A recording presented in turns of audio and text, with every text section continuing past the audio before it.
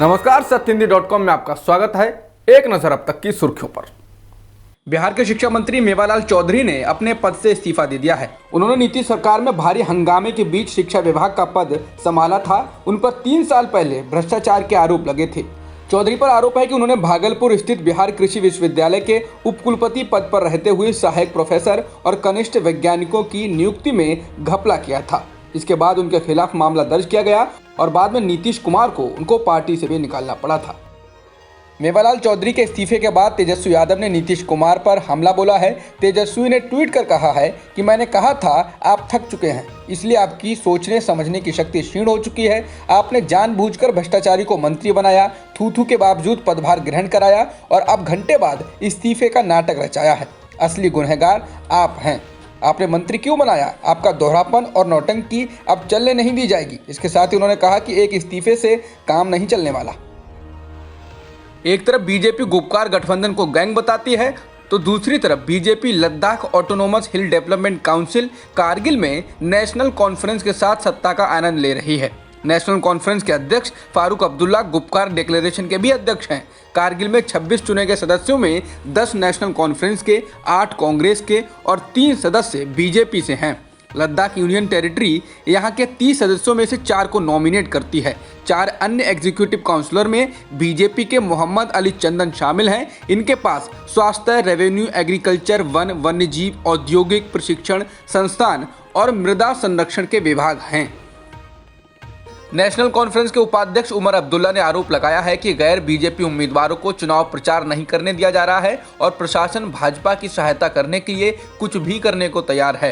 उन्होंने कहा है कि जम्मू कश्मीर में जिला विकास परिषद यानी डीडीसी के चुनाव कराने का क्या औचित्य है जब उम्मीदवारों को सुरक्षा कारणों का हवाला देकर प्रचार ही नहीं करने दिया जा रहा है। अब्दुल्ला ने कहा कि क्या यही वह सुरक्षित और आतंक मुक्त जम्मू कश्मीर है जिसके बारे में गृह मंत्री ने ट्वीट किया था। सुप्रीम कोर्ट ने कहा है कि सीबीआई को किसी भी मामले की जांच करने से पहले उस राज्य की अनुमति लेनी अनिवार्य होगी। 8 राज्यों द्वारा सामान्य सहमति वापस लिए जाने के बाद सुप्रीम कोर्ट ने यह फैसला दिया है। एक फैसले में सुप्रीम कोर्ट ने इसकी पुष्टि करते हुए कहा, यह प्रावधान संविधान के संघीय चरित्र के अनुरूप है। सूचना और प्रसारण मंत्रालय ने सुप्रीम कोर्ट में कहा है कि सुदर्शन टीवी चैनल का यूपीएससी जिहाद कार्यक्रम अच्छे संदर्भ में नहीं था और इससे सांप्रदायिक भेदभाव को बढ़ावा मिलने की आशंका है। हालांकि मंत्रालय ने कार्यक्रम पर रोक नहीं लगाई, बल्कि ये कहा कि इस कार्यक्रम में संशोधन करके इसको चला सकते हैं। मंत्रालय ने यह भी कहा कि चैनल को भविष्य में सावधान रहना चाहिए। आईपीएस ऑफिसर डी रूपा मोदगिल एक बार फिर चर्चा में हैं। दिवाली के दौरान आतिशबाजी पर दिए गए बयान को लेकर एक्ट्रेस कंगना रनौत ने उन पर निशाना साधा है और कहा, ऐसे अफसर पुलिस विभाग पर धब्बे की तरह हैं। रनौत ने उन्हें सस्पेंड करने की मांग भी की है। दरअसल डी रूपा ने अपनी एक पोस्ट में कहा था कि पटाखे भारतीय परंपरा का हिस्सा नहीं है और किसी भी ग्रंथ आदि में इसका जिक्र नहीं मिलता है। डी रूपा के इस बयान पर उनके और ट्विटर के एक चर्चित हैंडल ट्रू इंडोलॉजी के बीच तीखी नोकझोंक देखने को मिली। इसी बीच ट्विटर ने ट्रू इंडोलॉजी के हैंडल को भी सस्पेंड कर दिया। इसके लिए तमाम यूजर्स डी रूपा को जिम्मेदार ठहराते हुए उन्हें ट्रोल कर रहे हैं। उसी क्रम में कंगना ने डी रूपा को निशाने पर लिया और उनको अयोग्य बताने के साथ ही आरक्षण का दुष्प्रभाव बताया। जवाहरलाल नेहरू यूनिवर्सिटी यानी जेएनयू परिसर के अंदर 5 जनवरी को हुई हिंसा के मामले की जांच कर रही दिल्ली पुलिस की एक कमेटी ने स्थानीय पुलिस को क्लीन चिट दे दी है। इंडियन एक्सप्रेस की खबर के अनुसार जेएनयू हिंसा के लिए स्थानीय दिल्ली पुलिस पर लापरवाही का आरोप लगाया गया था। बता दें, जवाहरलाल नेहरू यूनिवर्सिटी में इसी साल 5 जनवरी को करीब 100 नकाबपोश लोग लाठी डंडों के साथ कैंपस के अंदर घुस गए थे, जिन्होंने करीब 4 घंटे तक परिसर के अंदर काफी तोड़फोड़ की। छात्रों, शिक्षकों समेत 36 लोगों को घायल किया। इस मामले में अभी तक किसी को गिरफ्तार नहीं किया गया है। जम्मू कश्मीर में गुरुवार सुबह सुरक्षा बलों ने 4 आतंकियों को मार गिराया। सुबह 5 बजे से ही ये मुठभेड़ जारी थी। इसके चलते जम्मू श्रीनगर हाईवे को बंद कर दिया गया। ये मुठभेड़ टोल प्लाजा के पास चल रही है। जानकारी के मुताबिक सेना अभी सर्च ऑपरेशन चला रही है। बताया जा रहा है कि आतंकी ट्रक में छिपकर कश्मीर घाटी की तरफ जा रहे थे। उनकी साजिश आगामी डीडीसी चुनाव और पंचायत के उपचुनाव में दहशत फैलाने की थी। अब दिल्ली में बगैर मास्क के पकड़े जाने पर 2,000 रुपए का जुर्माना देना होगा। अब तक 50 रुपए के जुर्माने की व्यवस्था थी। राष्ट्रीय राजधानी में कोरोना के बढ़ते प्रकोप की वजह से सरकार ने ये फैसला किया है। इसके साथ ही दिल्ली के मुख्यमंत्री अरविंद केजरीवाल ने सभी राजनीतिक दलों से अपील की है कि वे आम जनता में मुफ्त मास्क बांटें और लोगों को इसका इस्तेमाल करने के लिए प्रेरित करें। दिल्ली में कोरोना के बढ़ते मामलों पर हाईकोर्ट सख्त हो गया है। दिल्ली हाईकोर्ट ने गुरुवार को इस मामले में सुनवाई करते हुए केजरीवाल सरकार को फटकार लगाई।